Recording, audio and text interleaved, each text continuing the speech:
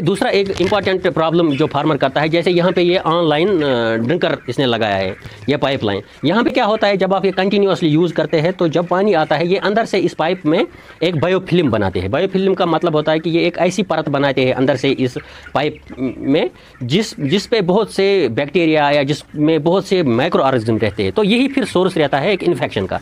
Mean जब पानी इस पाइप से गुजरता हो तो ये जो भी इन्फेक्शन चिपका होगा अंदर से, वो इन्फेक्शन फिर पानी के ज़रिए चूजे में आता है और ये कंटिन्यूसली फिर आपको हर एक हेज में आपको इकोलाई लगेगा या आपको CRD लगेगी, इसी की वजह से, क्योंकि ये पाइपलाइन सिर्फ एक सोर्स ऑफ इन्फेक्शन होता है। तो हमें चाहिए अगर हम इसको कंटिन्यूसली वॉश करें, आपने हेज ख़त्म किया तो एक दवाई, बहुत सी दवाइयाँ ऐसी आती है जो इस बायोफिल्म को ख़त्म करती है। अगर हम एक पर हेज इसको नहीं कर सकते, फिर भी हमें 2-3 हेज के बाद इस पाइपलाइन को क्लियर करना चाहिए उन दवाइयों। इंपॉर्टेंट गलती यहाँ पे फार्मर क्या करता है, यहाँ पे कोई फार्मर मैंने नहीं देखा है कि जो ग्रेडिंग करता हो अपने इनको बर्ड्स को।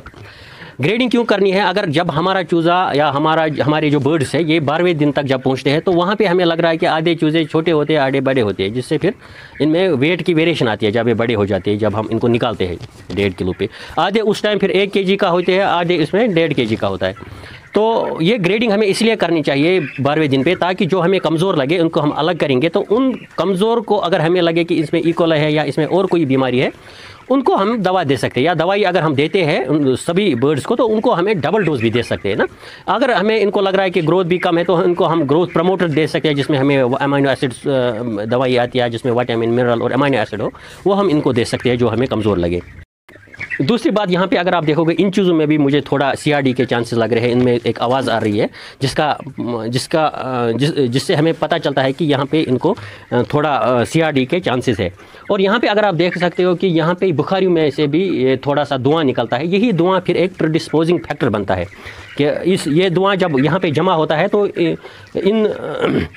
ये क्या करता है, ये धुआं जो भी ये सांस लेते हैं, जहाँ से भी ये सांस लेते हैं, चाहे ट्रैकिया से, चाहे ब्रोंकियोल से, वहाँ पे एक किस्म का मैकेनिज्म होता है, वहाँ पे एक हेयर लाइक स्ट्रक्चर्स होते हैं जो इन बैक्टीरिया को अंदर जाने से रोकता है। मीन्स वो कंटिन्यूसली मूवमेंट करते हैं ताकि जो भी अंदर चाहे डस्ट जाए, चाहे और कोई माइक्रो ऑर्गेनिज्म जाए, वो उनको बाहर निकालता है। ये धुआं क्या करता है, ये उस परत को या उन सीलिया को ये डिजनरेट करता है, ख़त्म करता है, जिसकी वजह से फिर उनको वो लड़ने की क़ुव्वत ख़त्म हो जाती है और ये धुआं प्रीडिस्पोजिंग फैक्टर बनता है। अगर कोई भी फिर जरासीम इनके गले में जाए या ईयर के थ्रू इनके अंदर जाए तो वो फिर इन्फेक्शन क्रिएट करता है। उससे नतीजा क्या निकलता है, एक तो आपकी ग्रोथ कम रहेगी, दूसरा आपको दवाई पे बहुत खर्चा आएगा। अक्सर फार्मर शिकायत करते हैं कि हमें अर्ली चिक मोर्टेलिटी ज़्यादा होती है। अर्ली चिक मोर्टेलिटी ज़्यादा इसीलिए होती है कि आपको चूज़े को सिट्रस से बाहर निकालना नहीं आता है। चूज़े को सिट्रस से बाहर निकालना एक बहुत बड़ी कलाकारी है, वो एक हर फार्मर को आनी चाहिए, क्योंकि हमारा चूज़ा बहुत लॉन्ग डिस्टेंस कवर करता है। मीन्स इसको पंजाब से आना पड़ता है, हरियाणा से आना या जम्मू से आना पड़ता है, ये बहुत एक डिस्टेंस है।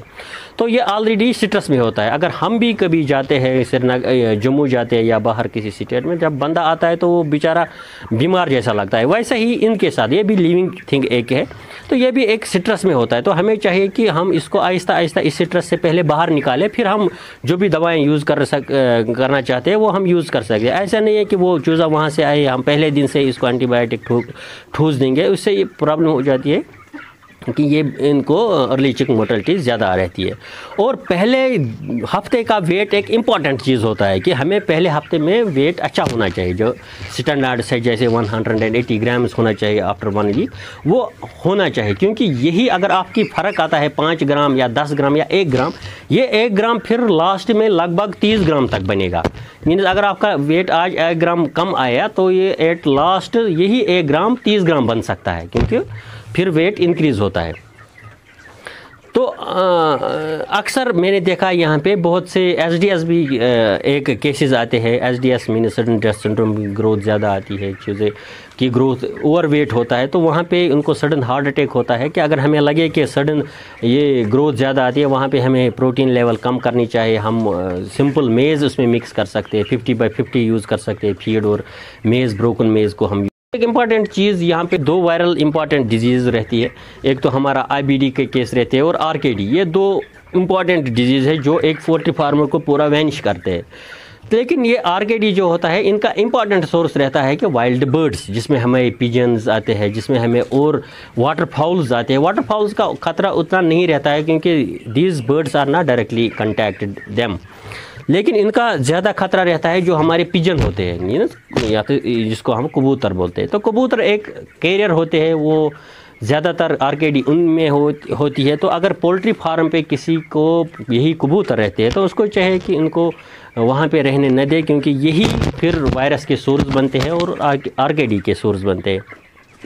आरकेडी ऐसी डिजीज़ है जिसमें फिर पोल्ट्री फार्मर को बचना बहुत मुश्किल होता है, वहाँ पे मोर्टलिटी होता है। और वैक्सीन का ख्याल रखना चाहिए। मीन्स आरकेडी में हम 2 वैक्सीन करते हैं, एक तो 5वें दिन जो हम 7 दिन तक कर सकते हैं और दूसरे 21 दिन पे हम कर सकते हैं। और प्रोबायोटिक्स का हमें ख्याल रखना चाहिए, क्योंकि देखा गया है कि लगभग 80 to 90% डिजीज़ जनरेट होती है फ्रॉम इंटेस्टाइन्स। जब आपके इंटेस्टाइन्स या अंतड़ियाँ ठीक है तो आपका हेल्थ ठीक ही है। तो इनको ख्याल कैसे हम रखेंगे? हमें ज़्यादातर मिसयूज़ एंटीबायोटिक्स नहीं करने चाहिए। हम without consulting any consultant, poultry consultant, हम एंटीबायोटिक्स ऐसे यूज़ करते हैं। जिससे क्या होता है, जिससे उनका माइक्रोबायोटा जो इनका इंटेस्टाइन में रहता है वो डिस्टर्ब होता है।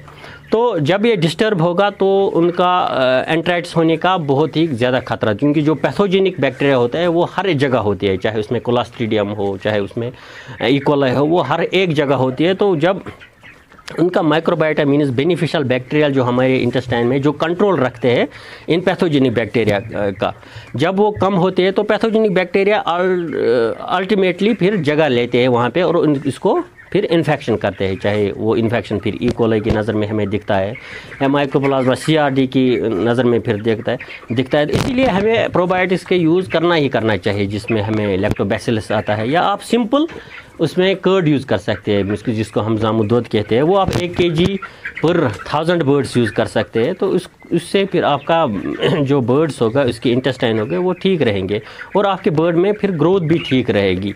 जब इंटेस्टाइन ठीक तो एब्जॉर्प्शन ठीक हुई, डाइजेशन ठीक हो जाएगी और एट लास्ट आपका बर्ड का वेट भी ठीक रहेगा। और जब आपको लग रही है कि चूज़े में थोड़ा आवाज़ आ रही है, जैसे यहाँ पे थोड़ा आवाज़ आ रही है, तो आपको फ्रॉम दैट डे यूज़ करना चाहिए कोई एंटीबायोटिक्स ना, जो इस बीमारी का इलाज है, जिसमें हमारा लियोफ्लॉक्सिन आता है, वो यूज़ करना चाहिए ताकि आप मोर्टलिटी से बच सके, आप नुकसान से बच सकेंगे। और दूसरे जो भी आपके ये वाटर या ड्रिंकर होते हैं, ये आपको साफ़ करने चाहिए। यहाँ पे अगर आप देख सकते हो, यहाँ पे भी थोड़ा इसमें ये गंदगी लगी है, ये नहीं होनी चाहिए ये गंदगी, क्योंकि यही वाटर फिर सोर्स बनता है।